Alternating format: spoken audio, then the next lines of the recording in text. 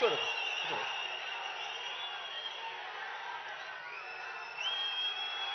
మీ చక్కటి చిరునవ్వుల మధ్య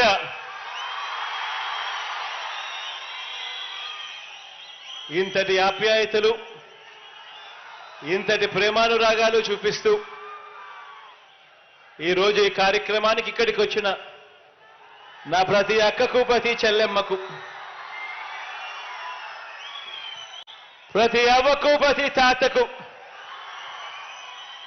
ప్రతి సోదరుడికి, ప్రతి స్నేహితుడికి ముందుగా రెండు చేతులు జోడించి పేరు పేరున హృదయపూర్వకంగా కృతజ్ఞత తెలుపుకుంటా ఉన్నాను.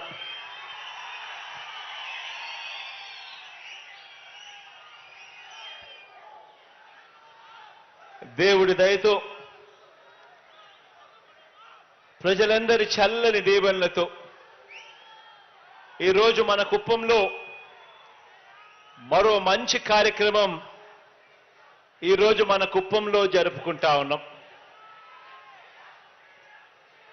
ఈ కుప్పం నియోజకవర్గానికి నీళ్లందించే ఒక గొప్ప కార్యక్రమం ఈరోజు ఒక పండుగ వాతావరణంలో ఈరోజు జరుపుకుంటా ఉన్నాం.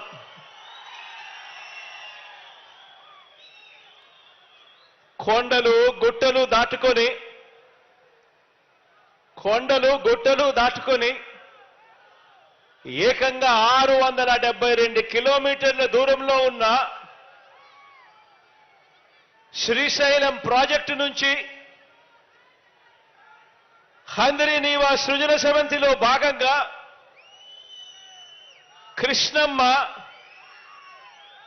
కృష్ణమ్మ కుప్పం నియోజకవర్గంలోకి ఇప్పటికే ప్రవేశించింది.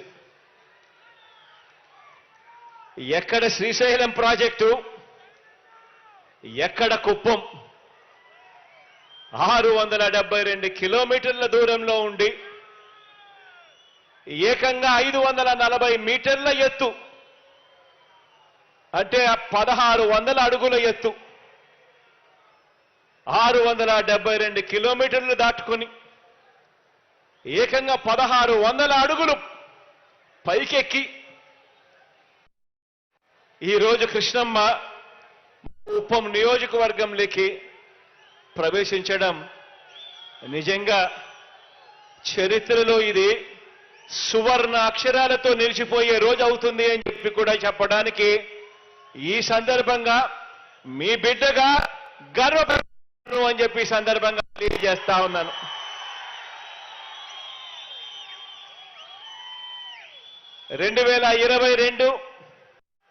సెప్టెంబర్ 23వ తారీఖున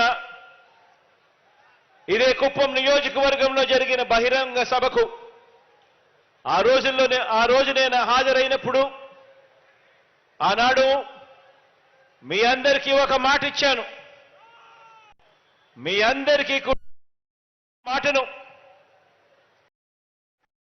నాయుడు గారి హయాంలో లాభాలున్న పనులు మాత్రమే చేసి దోచేసుకొని ఆ తర్వాత ఆపేసిన Kuppam branch canal, Kuppam branch కాలువ పనులు మనమే పూర్తి చేస్తామని, కృష్ణా జలాలు తరలిస్తామని, కుప్పం నియోజకవర్గానికి ఆ నీళ్లు తెస్తామని ఆనాడిచ్చిన మాటను నిలబెట్టుకొని కుప్పంకి ఈరోజు కృష్ణా జలాలు తీసుకురాగలిగాము అని చెప్పి కూడా సగర్వంగా ఈరోజు మీ బిడ్డ మీ అందరి చిరునవ్వుల మధ్య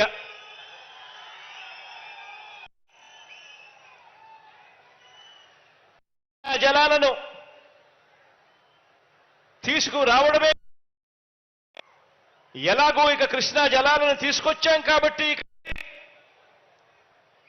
ఇక ఈ నీరు ఎలాగో తీసుకొచ్చాం కాబట్టి మరింత స్టోరేజ్ క్రియేట్ చేస్తూ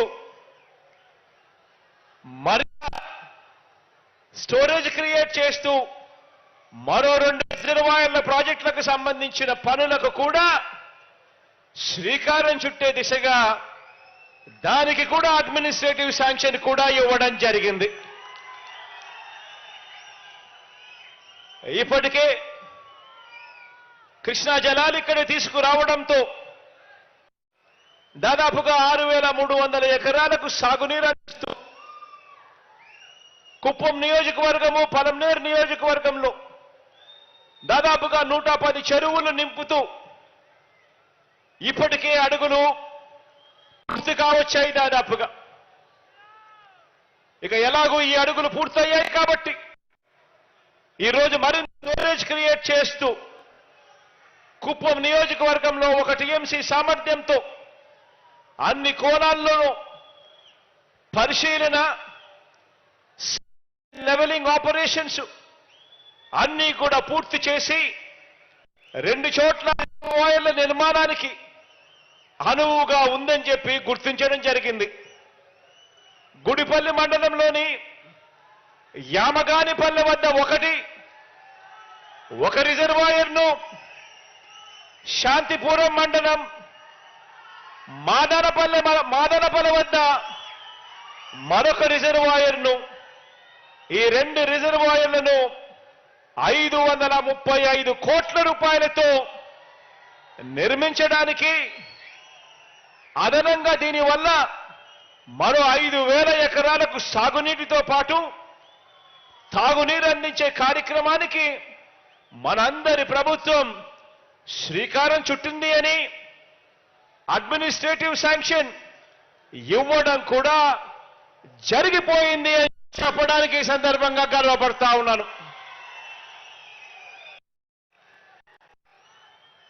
ఈ 2 ప్రాజెక్టులే కాకుండా రాబోయే రోజుల్లో మరో ముఖ్యమైన ప్రాజెక్టు కూడా, పాలారు ప్రాజెక్టుకు సంబంధించి